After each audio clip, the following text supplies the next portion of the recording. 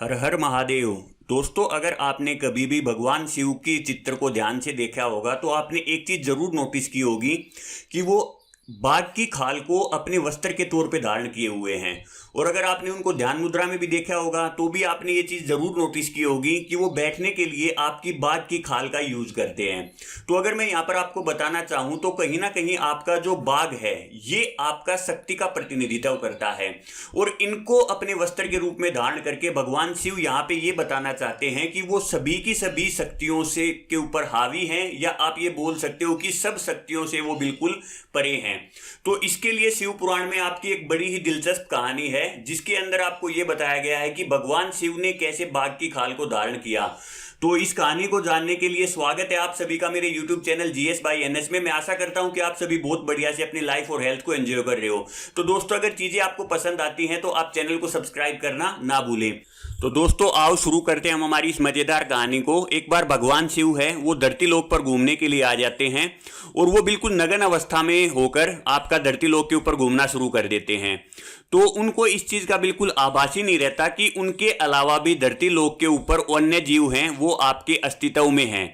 और घूमते घूमते क्या होता है, वो एक जंगल की तरफ निकल जाते हैं। अब उस जंगल के अंदर पहले से ही आपका एक संतों का समूह है वो अपने परिवार के साथ रह रहा होता है और एक नगन भिक्षु को देखकर उनके छोटे और सीमित समाज के अंदर पूरा कोहराम मच जाता है।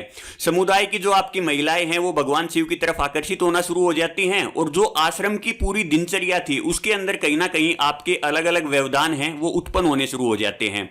तो संतों को यह महसूस होता है कि कहीं ना कहीं ये जो नया भिक्षु आया है इसकी वजह से हमारा जो पूरा समाज है उसके अंदर ये पूरे वैदान उत्पन्न हुए हैं और इसके लिए भगवान शिव हैं वो ही आपके जिम्मेदार हैं।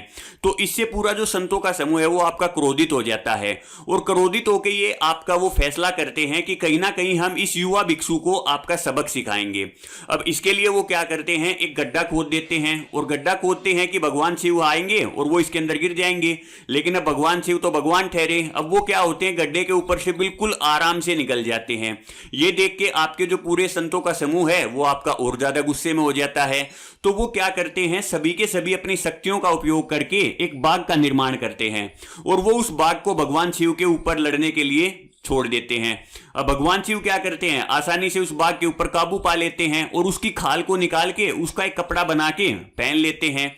तो फिर संतों को महसूस होता है कि ये जो भिक्षु है ये कोई आम आदमी नहीं है। तो तब भगवान क्या होते हैं, अपने असली अवतार में आ जाते हैं और वो उन सभी को आपका आशीर्वाद देते हैं। और उस दिन के बाद से ही भगवान शिव ने क्या किया, आपके बाघ की खाल को पहनना शुरू कर दिया। तो दोस्तों, आप बता सकते हो आपको कहानी कैसी लगी। अगर चीजें आपको पसंद आती हैं तो आप चैनल को सब्सक्राइब कर सकते हो, चीजों को लाइक कर सकते हो। और थैंक्स फॉर वॉचिंग।